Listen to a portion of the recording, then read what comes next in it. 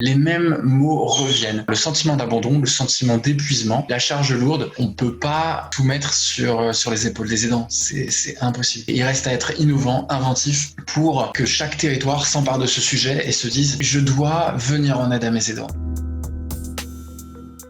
Donc Olivier Maurice qui milite pour le droit et la reconnaissance du statut des aidants depuis déjà 2012. L'association pour laquelle je travaille est un collectif rassemblant 28 structures. Par exemple France Alzheimer, JAD, qui veut dire Jeunes Aidants Ensemble. Être un aidant aujourd'hui, c'est s'occuper de façon régulière, souvent quotidienne, d'un proche qui perd son autonomie du fait de l'âge, du fait d'un handicap, du fait d'une maladie. L'aide devient de plus en plus chronophage, de plus en plus importante en volume, en nature, et ce que risquent les aidants s'ils ne sont pas suffisamment soutenus avec des politiques publiques assez ambitieuses, c'est l'épuisement. C'est pour la reconnaissance et les droits des aidants que le collectif associatif Je t'aide se mobilise et se bat. Sachant que quand on regarde ce que nous promettent les statistiques démographiques sur les décennies à venir, on voit à quel point il est excessivement urgent de s'emparer à bras le corps de cette problématique, puisqu'on va vers un vieillissement accru de la population, on va vers beaucoup plus de pathologies neurodégénératives type Alzheimer, Parkinson, et on va aussi vers une chronicisation importante des maladies. On ne peut pas tout mettre sur les épaules des aidants, c'est impossible.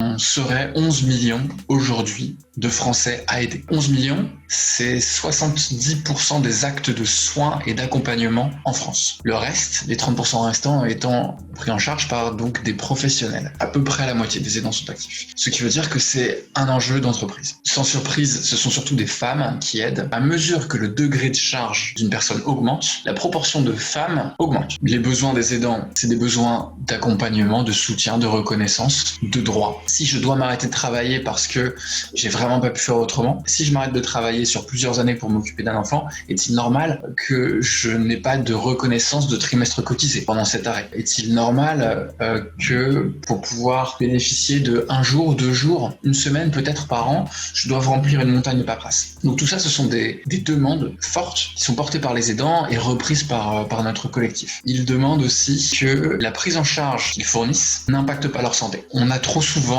des aidants qui ont du fait d'une charge trop lourde, de graves problèmes de dos, beaucoup de problèmes de stress. Chez les aidants à charge lourde, on a 8 fois plus de cas de dépression que chez les aidants avec un faible degré de charge. Donc il s'agit vraiment d'une problématique de santé publique. On a aussi une problématique de précarité autour de ces aidants. Souvent, pour avoir un petit peu de répit, pour pouvoir souffler, on est obligé de faire intervenir des professionnels à domicile. Et c'est de la dépense qui s'accumule d'année en année. Et donc il y a une véritable précarisation qui se met en place et qui touche de plein fouet les femmes, et puis forcément un petit peu plus les publics précaires. Les mêmes mots reviennent, à savoir le sentiment d'abandon, le sentiment d'épuisement, la charge lourde. Il reste à être innovant, inventif pour que chaque territoire s'empare de ce sujet et se dise « je dois venir en aide à mes aidants, je dois leur proposer du répit, du portage de repas à domicile, un système d'intervention fluide, de l'accès au droit ». Depuis la loi Mathis, on a la possibilité de faire du don de jours de RTT au sein d'une même entreprise. C'est intéressant, mais c'est pas la solidarité nationale, c'est la solidarité entre collègues. Certaines entreprises ont réalisé que aider les aidants, c'était au final garantir une réduction du turnover et du burn-out. Donc, elles abondent dans les caisses de dons de RTT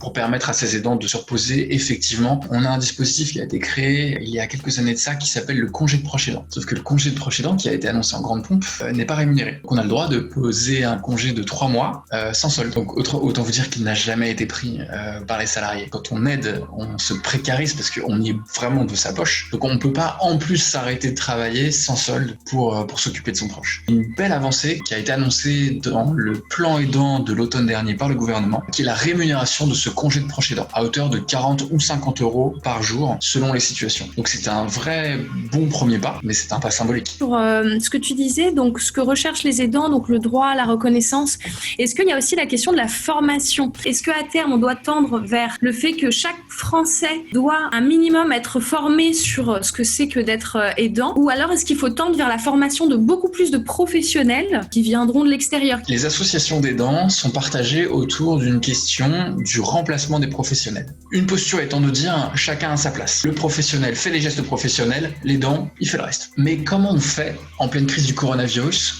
Les infirmiers ne peuvent pas venir. Sans aller former les aidants forcément à devenir des professionnels, eh bien, les former un minimum sur des gestes professionnels professionnels permet de vraiment réduire leur charge de stress. On est un collectif associatif, donc notre but, c'est surtout de porter la voix des aidants de notre communauté dans les médias, auprès des politiques, des élus, etc. C'est un sujet où parfois on a l'impression qu'il est finalement méconnu, même si on en parle de plus en plus. C'est vraiment important de pouvoir avoir ce retour d'expérience. On parle d'un service public d'accompagnement de la dépendance et de l'autonomie, donc ça semble vraiment intéressant. La question évidemment de savoir quels sont les relais locaux. C'est bien d'avoir une première structure globale, donc simplifier les démarches au maximum, et en même temps avoir comme un maillage territorial et des petites structures comme ça, mais ça passe par les pharmaciens, par des médecins généralistes, voire même d'autres institutions, d'autres types de structures qui pourraient participer aussi de cet effort de faciliter la vie des aidants, et particulièrement ceux qui ont une charge lourde, comme vous dites. Donc je comprends aussi que c'est une vraie problématique de santé publique, mais ça a aussi des conséquences économiques du fait de ce manque de prise de conscience et d'organisation de la société vis-à-vis de cette problématique de la dépendance. Merci Olivier. Merci à tous et merci encore pour l'invitation Céline.